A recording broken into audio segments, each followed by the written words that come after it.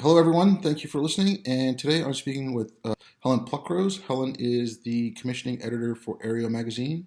She also has a background in medieval and Renaissance literature, focusing mainly on how the religious aspect of it changed, I believe. Yeah, women's religious writing. And also, Helen was part of the grievance studies papers. People call them hoaxes. I don't like calling them hoaxes. So if you want to give a bit of your background, like how you got started in this and what led you to the grievance studies, because going from medieval literature to reading Robin DiAngelo seems a little weird. In some ways it is. In other ways it's a seamless transition. I mean, Jim and Peter and I, we came from that new atheist moment. So we were looking at religious narratives. We were looking at how people decided what was true, how ethics are formed, and so we criticised religion on the grounds of making truth claims that weren't substantiated and of having illiberal and inconsistent ethics. So when the whole sort of social justice issue really started gaining steam, we were already in our element, because this is a variation on the same thing. We've got more truth claims and sort of strange ideas of knowledge. How do we know what's true? And there's that, and there's the illiberal ethics. So we, in different ways, have spent some time criticising this straightforwardly. Peter obviously is right in the middle of it at Portland State University. I was trying to feminist and being told I was doing it wrong, and Jim is studied the psychology of religion, and it transferred quite well. So yeah, we argued about it straightforwardly for quite a few years before obviously the guys decided to try one. And it was a hoax, that one, the first one. They wanted to see if they could get nonsense out there, and they could, but it wasn't that satisfactory, because the journal itself, well, it was peer reviewed and it was, it was used, but it wasn't great. So people said, well, how do we know that the problem is actually the content and not predatory journals? And so they decided to do something a bit more in depth with more journals, with sort of more central to the subjects, and they brought me in on that, and it was great. Okay, something you mentioned there, like the because you were talking about like going from like making the truth claims and like how this is almost like faith, like so. I mean, I think a bit of my background. I was out of the country from about I was in war zones and disaster areas from about 2002. I came back to Canada in 2014. So I missed social media. Like the only social media I used was to connect with friends because I was in the middle of nowhere. I didn't know what was going on. I had no idea. I come back in 2014. Everything's gone insane. So was there like a slow build up to 2014? Were there little warning signs that were coming up, or did this just take everyone by surprise? Well, okay, so the manifestations of what we're seeing right now, they began at around 1990.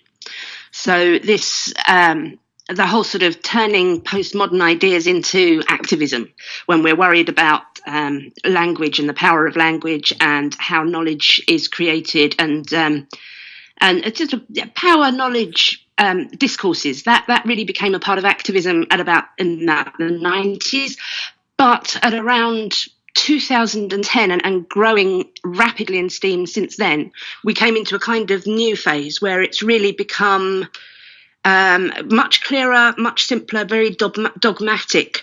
So yeah, I think at around 2010, 2011, we saw this kind of shift. We went from things like white privilege, which people could acknowledge and address, to white complicity, where everyone was just embedded so deeply in these systems of power and privilege, you couldn't do anything about it. You just had to keep deconstructing it, and it really took off since then. And I think it gained particular steam around 2015, and it's been escalating ever since, which I think is in one way it's a good thing, because it's a huge overreach. The excesses and silliness of it are much, much clearer to more people. And so we can actually get at it now. But But no, I think you're absolutely right to say that, yeah, this really hit us quite suddenly. For most people who haven't been watching how the literature's been evolving, the impact has felt quite suddenly within sort of the last 5 to 8 years, I think. Okay, when you mentioned the 90s, I remember that political correctness movement starting in about 87 or so, and then picking up speed.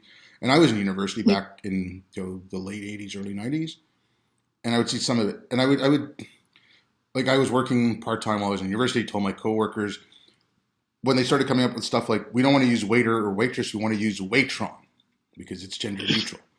And I'm like, that's a sterile, clean word that has no meaning. And the first thing I thought then was Orwell's Newspeak. I'm like, this is language without meaning. It's just nonsense. But then when I got back in 2014 and I started seeing this stuff, like, it was a completely different. It was a different. Like, the animal had evolved, right? It wasn't quite the same. And I'm looking at what seems to me to be blasphemy laws. I'm like, you can't say this. If you say this, we're going to kick you out. And you kept seeing it over and over and over again. Just yes, sometimes people said something horrible and whatever. But for like the most innocuous things, like, you went against our code, our creed, we're going to kick you out. And so, like to me, like, right away, it just seemed like, okay, this is blasphemy. Like, someone who had, been in a faith tradition wasn't anymore, and I could kind of see the faith-like aspect of it. And I mean, until that paper that Jim wrote, I couldn't quite express myself. So maybe because that's my own limitation, but like, that put like what he wrote in that paper, like, really struck a chord. And they also, like, the one where the two of you wrote, I believe, the attack on modernism, because it was just like this idea that anything that's new is bad and we have to go get away from the modern just seemed bizarre to me. Mm-hmm. Yeah, and I mean, it's quite difficult to get your head around, but the ideas themselves aren't really that complicated. It's a very simplistic way, but a good way to try and see what is happening is if we look at the pre-modern, the modern, and the postmodern. So when you're talking about blasphemy laws, this is essentially sort of pre-modern, what the West would call pre-modern. So in that, there's the idea, and obviously we still see that within faiths right now, including sort of certain areas of Islam and the Jehovah's Witnesses, where you've got this very sort of dogmatic thing. You must do all of these things, or we will shun you, or we will hurt you. So we've got there this idea of language as a possible contaminant. It's very important that people say the right things. When there's a religious aspect, you could corrupt other people, you could lead them away from God, you could damn them. So there's this intense focus on language. And then as we've gone into the modern era, sort of gradually the idea that actually language can be used to criticize and evaluate ideas has arisen. So you have the marketplace of ideas, you have battles of ideas, anybody can criticize anything, and the ideas themselves stand on their own merits, and the ones that survive questioning win out. And now we're looking at the postmodern idea of language, and this is quite counterintuitive. It's got a fair bit in common with the pre-modern, but it's not quite the same, because what the understanding, it's the way that we're understanding knowledge and power. So we know what is true by the way we talk about things. So for the postmodernists, particularly, science became a truth bringer. So we've got the idea that science is true, then everybody talks about it on every level of society. So it's not like the Marxists who believe that power just pressed down. For the postmodernists, power is circulated in the way we talk about things. So again, it's very, very important how we are talking about things. And we don't always know what ideas we're spreading. So we have to look at speech. We have to, because there's an assumption that there's power imbalances in it, we have to look at it and find it. Whether it's a man talking to a woman, then we're looking for the power imbalance. If it's a black person talking to a white person, we're looking for a power imbalance.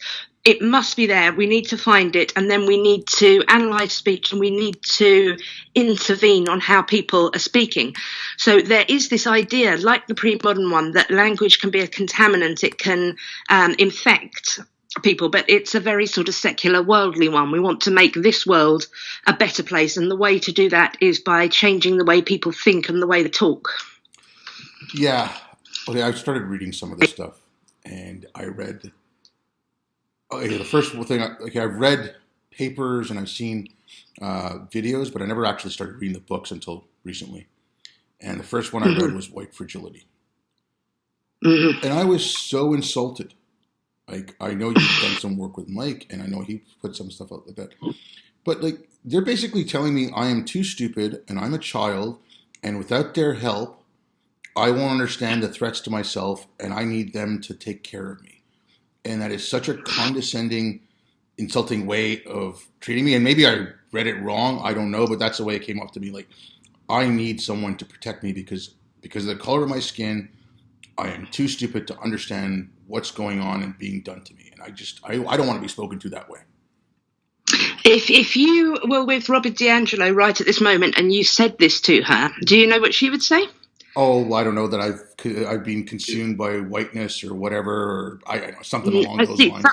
Some of them would, but she wouldn't. What she would do would be just to apologise, ask you to explain again how she has offended, because she knows that she will, because she's white. And so she is reliant on people who are not white to tell her, although she don't want to exploit them or demand their labour. So it would be a really, really fruitless conversation, because it can't even, you are still coming from this idea of the individual who can evaluate ideas, who can make his or her own way in the world. It's a really powerful sort of liberal modern thing, but DiAngelo, Bailey, Applebaum, that's the three I'm thinking of in this area. They don't think like that. They really, the whole idea, that's one thing that really got lost with postmodernism, is the idea of an individual who can evaluate things and make arguments. You are a collection of identities and positions in society. So if for you to come out and say anything that seems to go against this, yes, you'll get a lot of activists who will say that you're feeding into white supremacist narratives. Some of them may be sympathetic to your indoctrination. Others might be cynical and say that you're doing this in order to make your own life a bit better at the expense of other oppressed people. But really underlying all of this is the utter conviction that truth is constructed in language, that it's all about power, and that we just have to keep finding it and pulling apart. Yeah, but I mean, and they're probably gonna hate it, but it's like string theory for humanities. Like, you're going to come up with all these lovely theories that you're not going to be able to test, and they're not lovely, by the way. Even in theory, they sound awful, but that you're not going to be able to test. But we have to get down to the underlying, like a physics string theory. We want to have to get down to the underlying principles and the matters that make everything up, right? But I love language. I think language is important. But to me, what these people are doing is destroying language. Like, you're not able to speak properly. You're not able to write properly. Again, they're giving us these words that have no meaning, and it just seem cold and sterile, and there's no joy in them. Like, I can read a good book and I can take some joy out of it, or I can listen to someone who's eloquent speak and I can take some joy out of that. Like watching Robin DiAngelo videos, I want to bash my head in with a hammer, for Christ's sakes. It is very zealous. It's very, very earnest and sincere, and really quite horrible. I mean, a lot of people disagree with me when I say that this is a sincere, intellectual, well-meaning shift. They see nasty activists and think it's a power play, and I'm sure in some cases it is.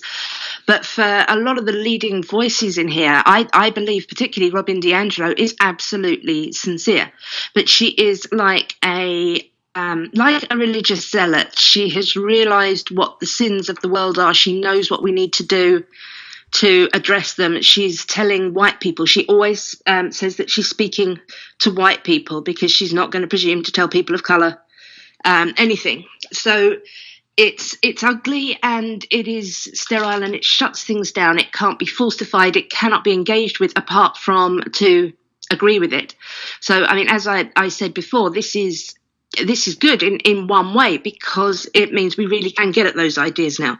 If you look at the way Robin DiAngelo wrote and compare her to Jacques Derrida, we are seeing very different approaches, or somebody like Homi Bhabha, that we've got this really complicated theoretical language that you just can't get your hands on, sort of in the early stages of postmodernism. As it's condensed, it's got simpler, it's got clearer, it's got more sure of itself. We have people writing very, very clearly like Robin DiAngelo. So we can argue with this now, but the bad side of that is that it's accessible to more and more people who are looking to be good people, who are idealistic, often young, and they want to make the world a better place. In some parts, they'd go off to the world. In other, they'd go off to war, or they'd become an evangelical Christian, or they'd become a radical Marxist. Now, if you are a young person with radical tendencies who really wants to make the world a better place, you're going to buy into this sort of white fragility thing that's going on. So it's both worrying because it can spread so easily, and it's also encouraging because we can argue with it now. We can point out what it is. We can show it to more and more people. Yeah. Okay. So a lot of this stuff, like, so I was in university in the 90s, late 80s, early 90s. I read some of this stuff because it was given to me in class. Like I read like the book by Frantz Fanon, The Wretched of the Earth.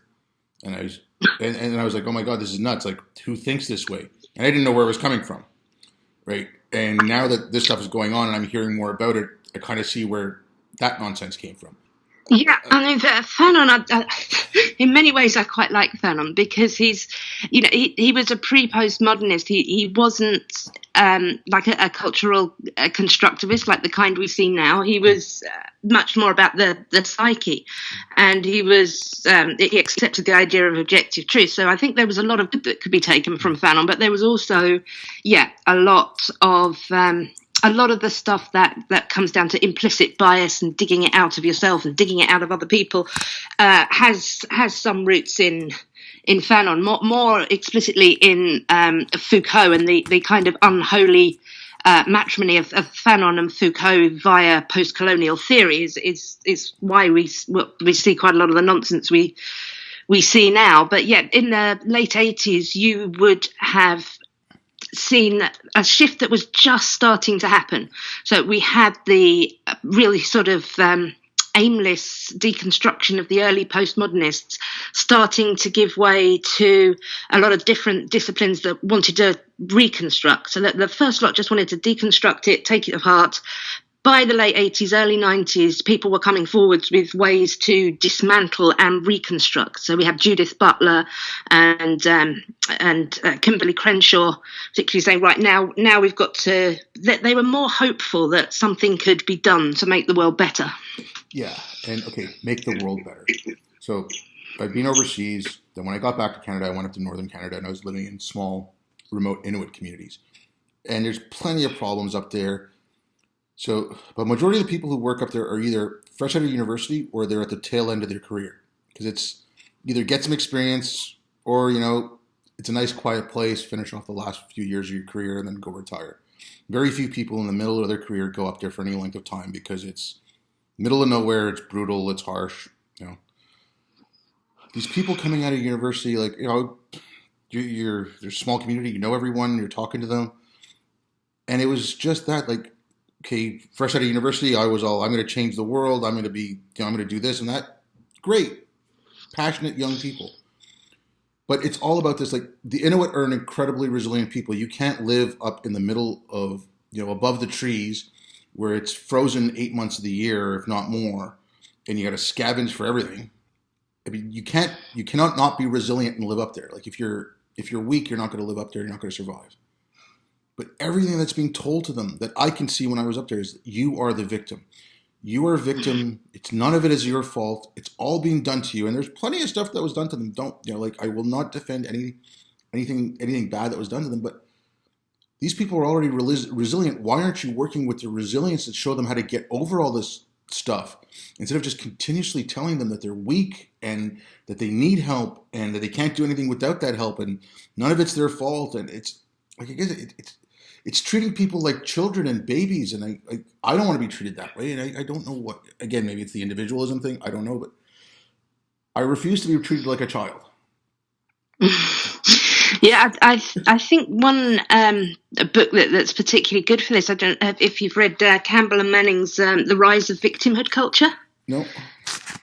I think that one is the one that most explicitly addresses this the issue you've raised a couple of times here of infantilizing people, taking their agency away, seeing them as people who, things have been done to them.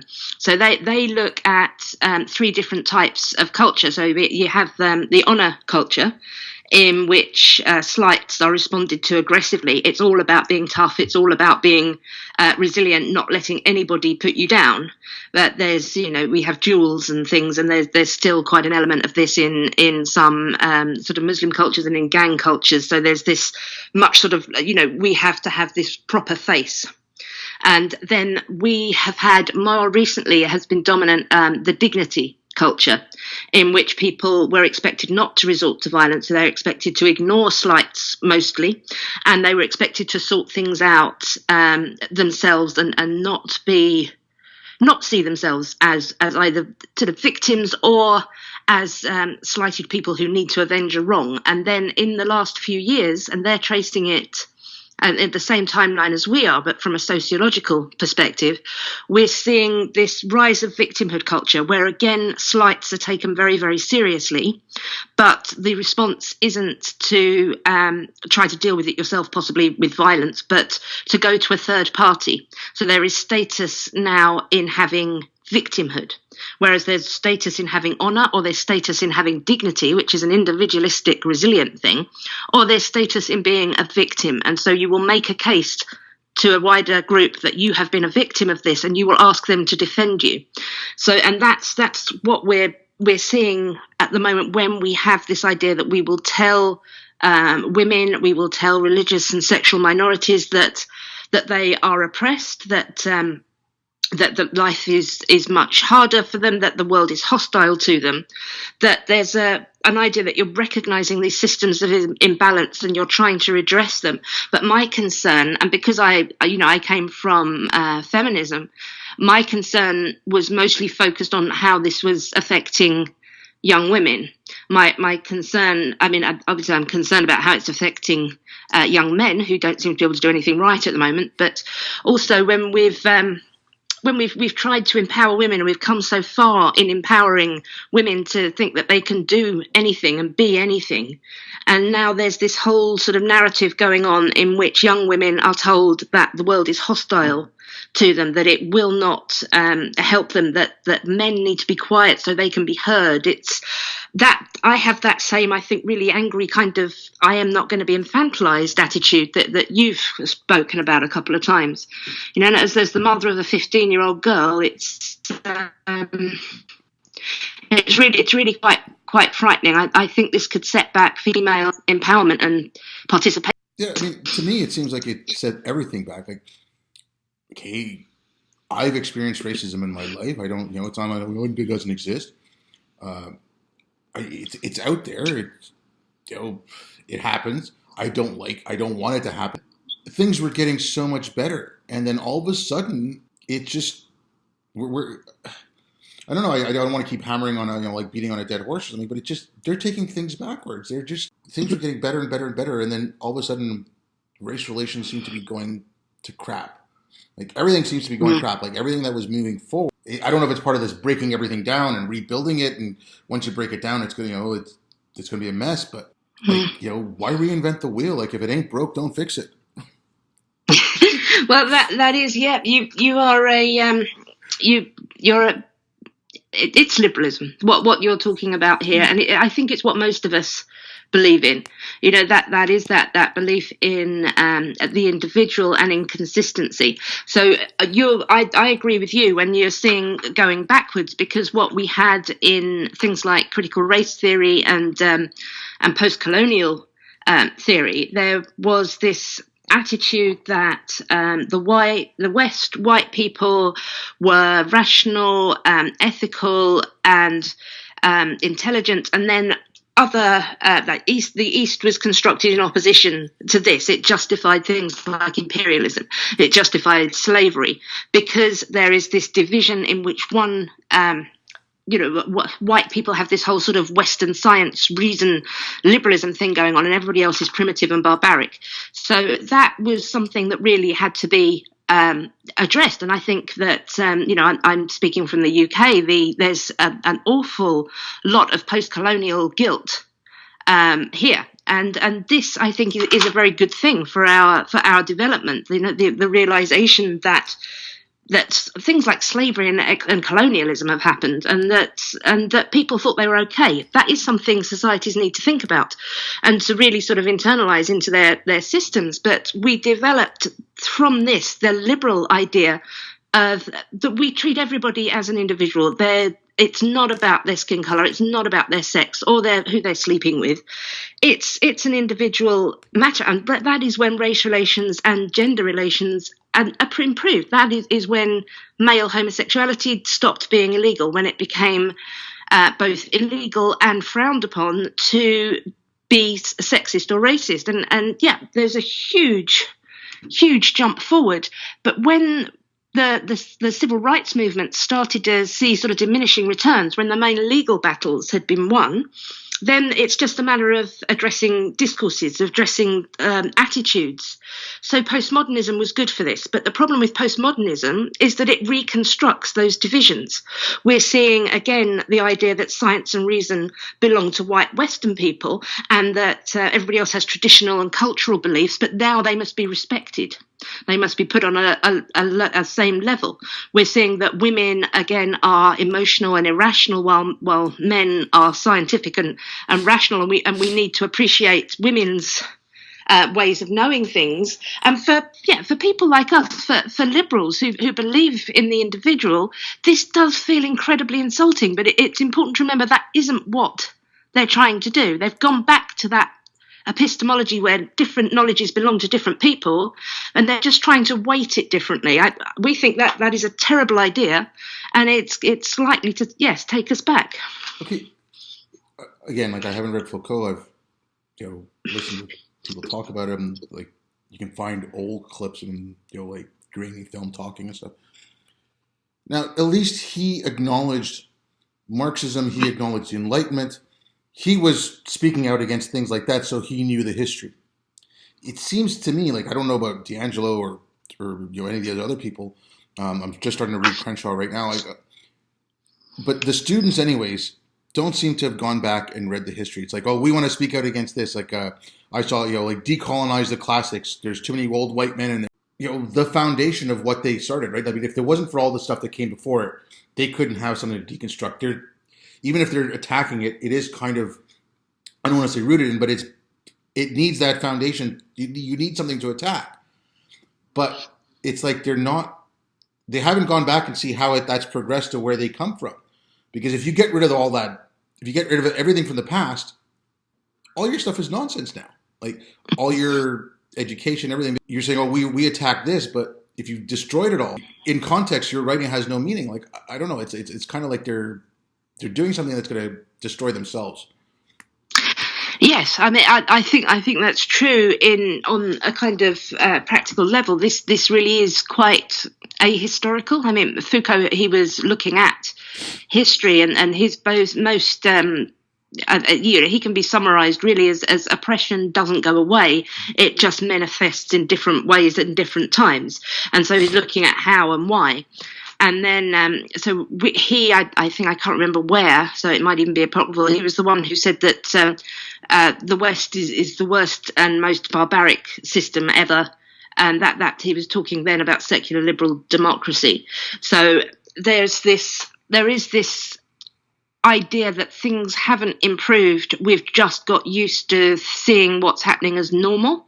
And we could actually, people who lived in the medieval period where women didn't have rights and they persecuted the Jews didn't know that they were doing anything wrong. And so they imagine that we are still living in a society like that, and we just don't actually see it unless we are, as the term comes, which I think is about African American, woke. But it is like Enlightenment. It's the ability to see these systems and discourses that other people can't see. And so if you try to talk to people like this, if you point out that poverty has decreased so much all over the world, that that women's rights, that LGBT rights, that racial equality, that attitudes have improved, that we're just doing so well with things like life expectancy and child mortality. Obviously, climate change is a whole different ballgame, but trying to get them to understand the idea of progress is a real problem, and it's quite explicit. I don't know if you've read any of Derek Bell, no. The critical race theorist.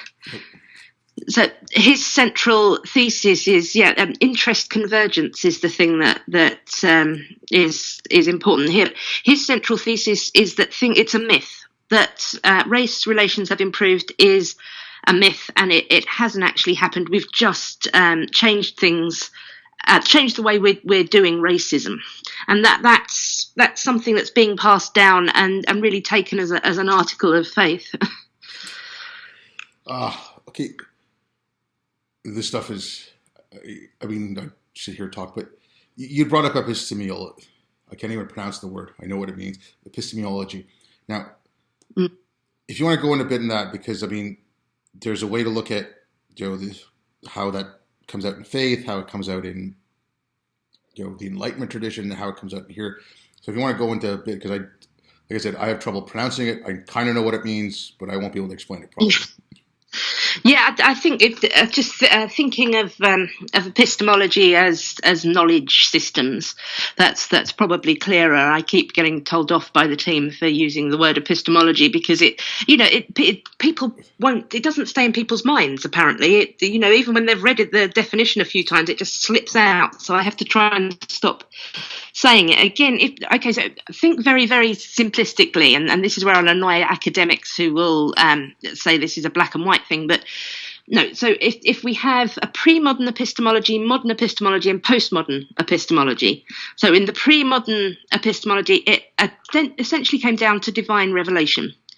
So what was known was the correct interpretation of holy texts and authority as set up by religious leaders.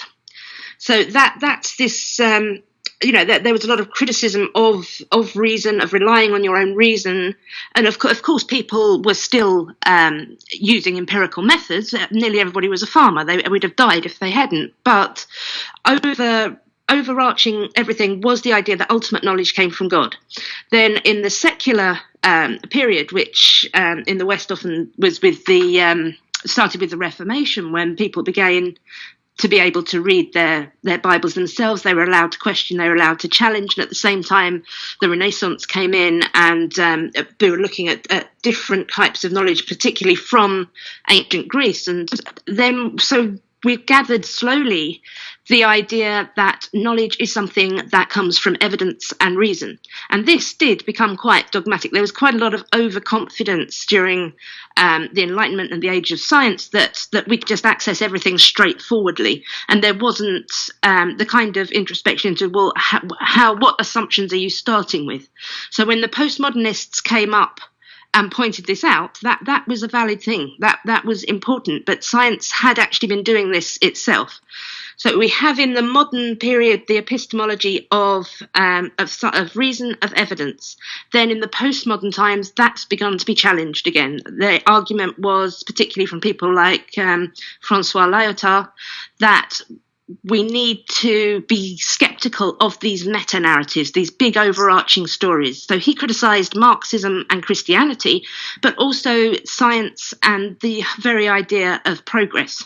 So we've got another epistemology now where knowledge comes from small local groups. It's got much more refined into racial and sort of sexual boundaries now. But at that point, the idea that we needed little local knowledges and that these produced the whole altogether, people coming at things from a different angle, standpoint, epistemology. As a white woman, I know this. That's what's been gathering steam and really pushing back and threatening the idea of science and evidence and reason as the way to decide what's true. Yeah. Okay, thank you. Because I wanted to touch on something on this right now, which was a long time. Yeah, no, it's fine. It's because, like I said, I have an understanding of it, but if I tried to explain it, I'd make a dog's breakfast of it. But let's just, because something you'd mentioned, and it was I wrote something very. I'm a horrible writer. 20 years of technical writing has left my prose absolute crap.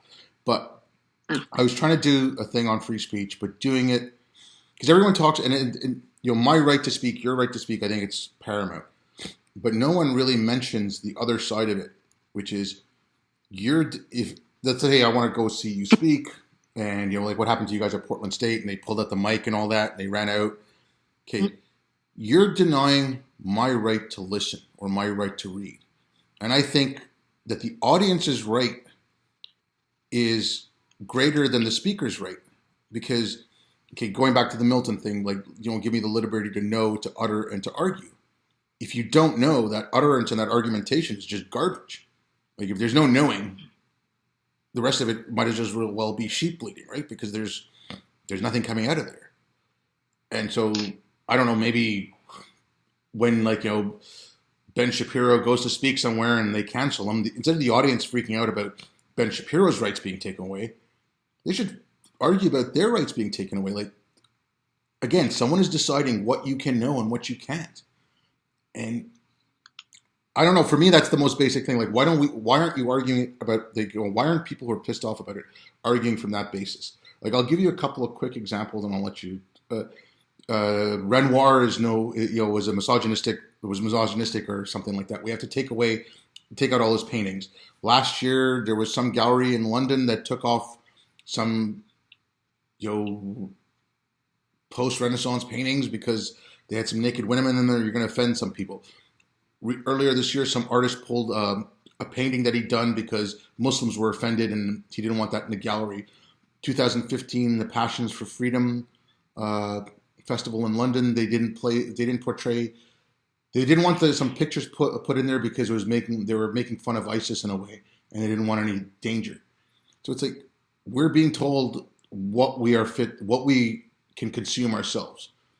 And like I think we should start speaking out from that. Not okay, you're taking away Helen's right to speak when you don't allow her to speak at this conference. Yes, we are, and that's wrong. But we're taking away the audience's right to hear her and judge for ourselves. I think maybe we should start going from that end. Like get the audience pissed off, get the general population pissed off that we are taking something away from you. Like you are being denied something that you have the right to choose.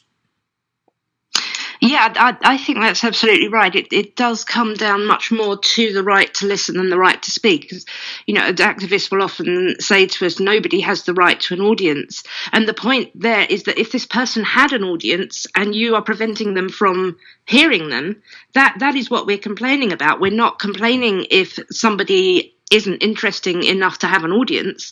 That's it's not getting in the way. It's not disrupting and preventing people from hearing ideas that they want to hear. And when I found this at that particular conference that you were talking about, the attempts to prevent people from hearing us were really, really powerful. Okay, good. Yeah, first of all, we were told that people had bought were buying the tickets and they weren't tending to turn up.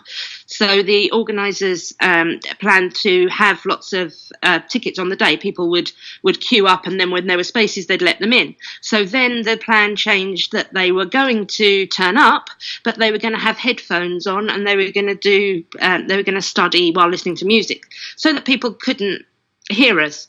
There was sufficient interest in the talk for it to move to a bigger room, but the police said that this couldn't happen because they didn't have the security to keep everybody safe, and there had been legitimate threats, including anything from soiled diapers to grenades. So yeah, this was I think that you're right, because it wasn't really about our right to speak. We could have done that. We could have gone and sat in our living room and done that. It was about people's right to hear what we had to say and then to argue with us if they wanted to. And that was how Brett Weinstein introduced us. He said that he mentioned these plans that we knew about for people to either walk out or to have headphones on. And he asked people not to do that. If they disagreed, ask questions, they would be prioritized, and obviously that didn't work. Okay, I don't know if this would work, or maybe I'm just being really naive. So let's say I'm inviting you to come speak at a university. I work at a university, I want Helen to come speak about this stuff. Now, if there's protests, if I said to them, okay, you know what, you don't like what Helen's saying, you disagree with her, why don't you invite another speaker the next night to rebut what she's saying, and then they could have an hour-long debate. Helen spoke for 45 minutes. We'll give this person 45 minutes the next night to rebut anything that she said, and then they can sit and discuss it for an hour, and you guys will be better for it. Would they even go for that, or would they just say, nope, Helen speaking is pure evil and it's gonna kill us in some way, and we don't want to engage in that? Is there any room to budge or anything? I think within individuals there is, because what is coming up against each other is the idea of the marketplace of ideas, where ideas do battle against each other, versus the idea of dominant and marginalized discourses, in which some discourses take control over others. So from the perspective of the kind of activists, if there were two people on a stage arguing, what would happen was that the person who is speaking into the dominant discourse would have more credibility, and they would be perceived as winning, and they would be abusing and exploiting the other person with a marginalized opinion. So I think, I don't think we should catastrophize and think that every activist or academic is buying completely into this shut everything down, don't allow debate thing. But I think, I'm sure that there are, well, I know that there are a lot of people who are not there yet, who see some value in the idea of discourses and power structures, but they're not opposed to actually discussing ideas. So I think we just have to keep contrasting these things. And people like you and people like me who can say, I don't want to, as a woman, as a brown person, as whatever, I don't want to be told what I can and can't hear, how I am, and I'm not to read things. I want to be seen as an individual. I want my ideas to stand on their merit. Because so many people are... I've forgotten what I was going to say now. I don't know.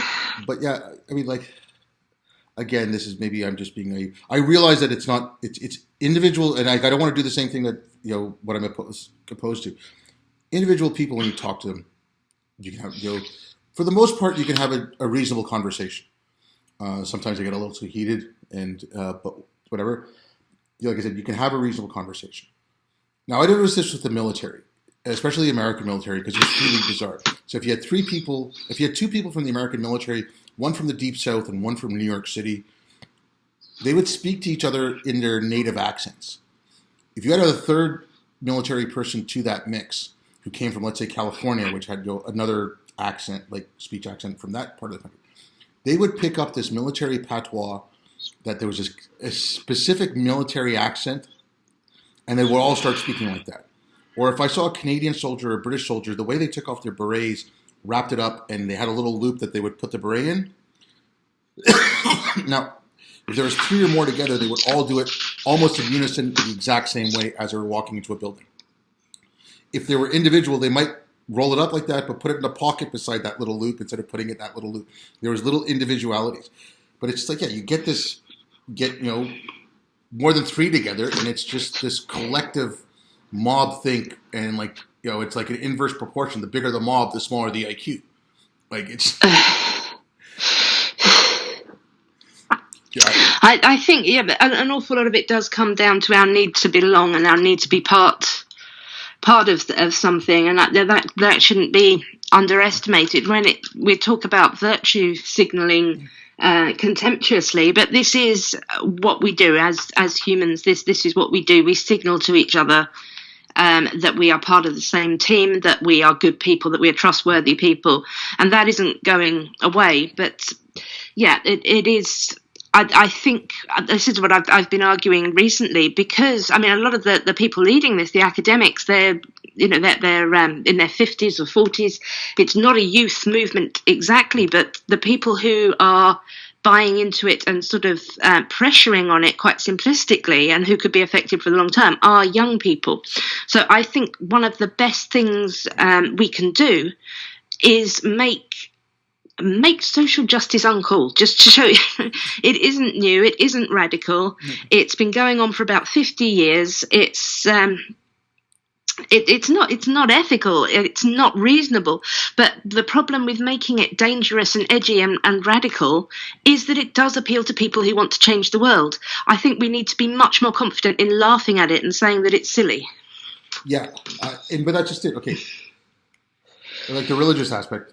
Ayatollah Khomeini, famously said that there is no humor in Islam, but there's no humor in these people either. I mean, it's like humor is a sin. I mean, like, I don't know. Maybe I'm just too much of it. But I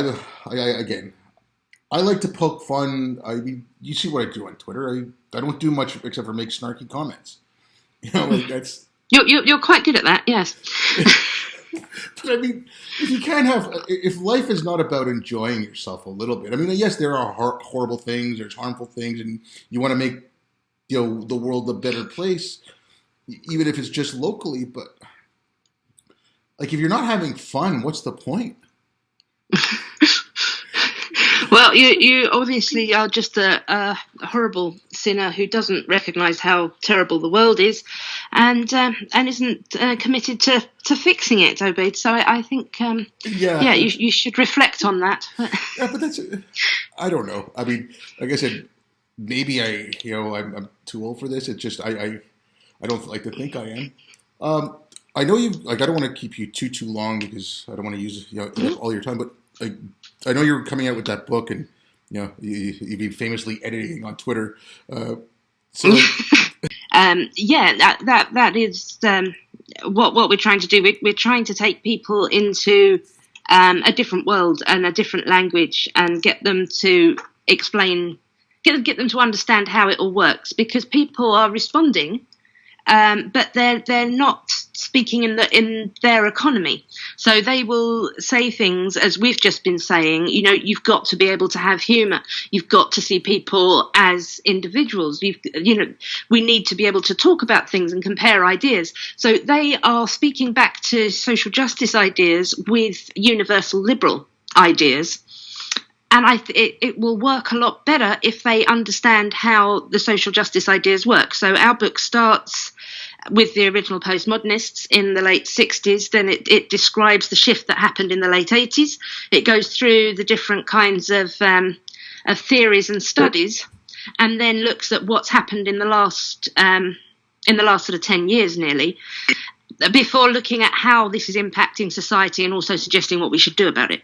So it's kind of intended to be this sort of a really clear guide. You should be able to read this and understand it if you have no background at all in any of this kind of theory, and if you don't have a higher education. You just need to be an engaged person who's willing to read thoughtfully, and you should get it at the end of it.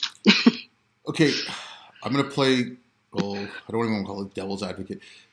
But did you get any pushback from anyone, not from the social justice postmodern side of it, but from the as Rauch put it, the Rauch, I don't know how to pronounce his name, the liberal science side of it, saying, if you put this out there, you might then in turn indoctrinate some other people into that way of thinking? Like, was there any kind of trepidation from your colleagues, or maybe even yourself? Like, if I introduce this to people, will they then buy into this nonsense instead of seeing it for the nonsense that it is, or the nonsense that you see it? Like like looking like kind of like because you're so immersed in it, did you start because I heard Jim say it like after doing this for a year, every time I look at something I problematize it. So like did you problematize your own work because you were so engrossed in this stuff? I did. I mean, the problem when we were writing these, I just get completely into the zone, and I produce a paper which is just indistinguishable and is just I don't mean it, but I'm in there. So I then needed Jim to add sort of weird statistics, and then Peter for humour, and to do something like that. So yeah, I'm not worried about that with the book because I think that we're demystifying it, and that doesn't make it attractive. If you actually break it down to the bare bones, you're getting a kind of a factual account. What are the beliefs? There's a belief that power is a construct of language, that society is done like this. So we're letting people see what it is, and we're letting them see how it manifests within various theories. I think it would be very improbable for somebody to read the book and come away thinking, well, this is all great.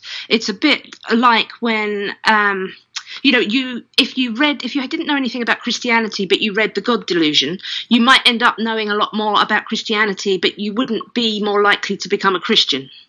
If you see what I mean? Yeah, no, I get that. I mean, that hadn't occurred to me that people could find the idea attractive by reading our book, but it's possible. I'm actually anxiously reading your book, and I hope a lot of people read it. But it was just, like I said, it was just something that popped in my head that you might have some academics who are opposed to this stuff, afraid that introducing it to a larger population, then you have a larger population base that might buy into it. Okay, right after the Christchurch shooting, right, and then about a month later was the shooting in Sri Lanka. I had friends of mine who are, I'm going to be 50 in about 4 weeks. So they're roughly the same age as I am, give or take a year or two. And after the Christchurch shooting, on your social media pages was this stuff that, there was a little pyramid that said whiteness at the bottom and then white supremacy at the top, and it leads you from whiteness to white supremacy. And they're saying Christchurch is because of whiteness, blah, blah, blah, blah. I'm a white person. I need to own up to this. And then when the Sri Lanka shooting happened, and I spoke to them privately because they're friends of mine and I don't want to get into arguments on Facebook or whatever with them. I said, okay, now let's talk about Muslimness. Okay, this was a Muslim person who went into a bunch of churches or went to a church on Easter Sunday, shot Christians. Let's talk about Muslimness. And they didn't even want to, no, we can't discuss that. It's whiteness. Like they can't see, and I wasn't being serious. I was just trying to show them the ridiculousness of their thought pattern. But they don't want to see that. Like it's only whiteness, and these people they're not in university. They haven't been exposed to this, but they hear it somewhere, and it makes sense. It is in the water that we swim in. I think you've just inspired me as you were talking. I'm gonna to write a thing. I think where I contrast these ideas, because there's inconsistencies that we keep talking back to each other. I think that could be clarified quite well by just sort of separating them out, the individual versus the group. But I'm very glad that you brought up this idea of the pyramid, because that is really one of the most dangerous thing about this idea of discourses, I think, because the way that they're saying, so if you just have whiteness at the bottom, which might be, I don't know how, this belief in individuality, meritocracy, and things. You see those kind of things in whiteness, and then at the top you have, genocidal white supremacy. The reason that these things are seen as a pyramid or a scale is because they're seen as talking into the same discourse of someone who says, I don't see colour, is in the same ballpark as someone who says black people are inferior and should be slaves or something awful. So they're trying to address it. This is the way that they are seeing a scale of things, whereas for liberals like us, there isn't this scale. There is a cutoff point. There is different ideas, and then there is racism. There is speech, and then there is action. So we're seeing things much more sort of clearly, whereas this is they are seeing things as tied so much into a whole framework of discourses. This is why you can go online and say something and then have someone respond to something completely different. It's because they have just slotted you within a discourse, and they are going to reply to any part of it. The most extreme example of this I ever saw was when I said that I didn't believe that the wage gap was much influenced by men doing more dangerous jobs, and someone immediately came in and accused me of Islamophilia because they positioned me as a feminist who was criticising. I was arguing with a men's rights activist, and so suddenly I was just put in this framework of a certain set of ideas, and people will just argue with any of them. I did this once, and the most experience that made me think quite a lot. I was talking to a young black guy who was saying that racism is privilege and power, and I started speaking to him with the assumption that he bought into the whole sort of social justice things. And very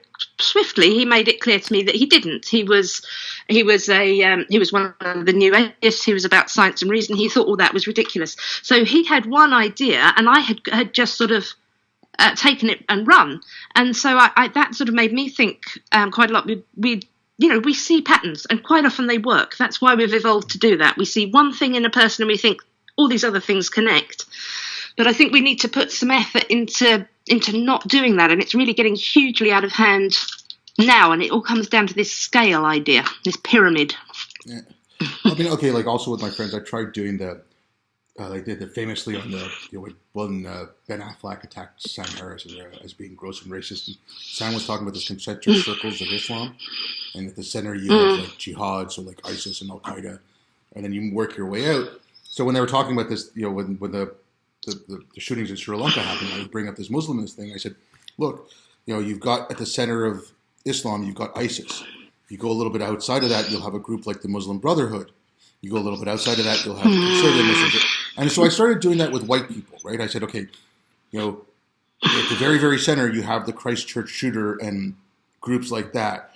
Then you go outside a little bit, you might have like the Christian right who want to use politics. They're not kind of getting into violence yet or something like that. Then you'll have like conservative white people who might have, and they didn't want to hear that. They didn't want to, for them, me talking about Islam that way, that Islam is all good and all pure, and white people are just all evil. And I'm just like, I don't know. Maybe I'm bad at trying to convince them of that. I have no idea. But I was trying any way to let them show that what they were saying was just as horrible as me saying that one terrorist attack is all Muslims doing that.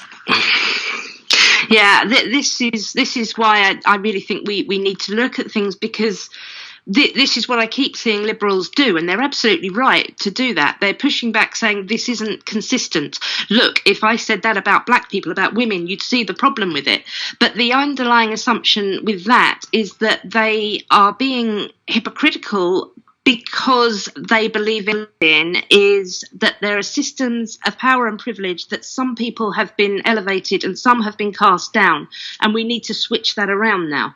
So that there are strong principles there, but they aren't about treating people consistently. They're about redressing imbalances. So you can punch up but not down. You can't be racist to white people. You can't be sexist to men.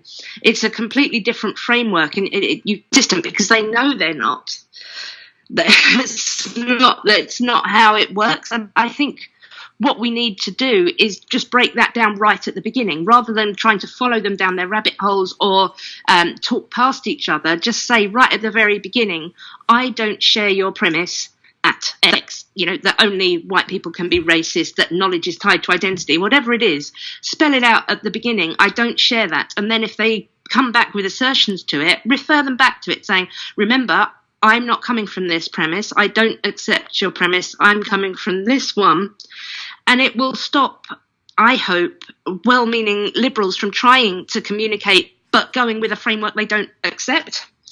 But the thing you put through for the concentric circles of Islam, I think that's a little bit worrying as well. I think that works in the same way as a pyramid does, because I wouldn't go along with the idea that, at the center of Islam is ISIS, and then everybody else is getting to being milder forms of ISIS. I don't think that a liberal Muslim who's supporting LGBT. He wasn't saying that this is how it grows out. He was just saying, okay, if you want to look at it, the people who follow it very literally and very fundamentally and don't have no nuance, have no nothing, are just taking the worst part of it, right, and only going with that.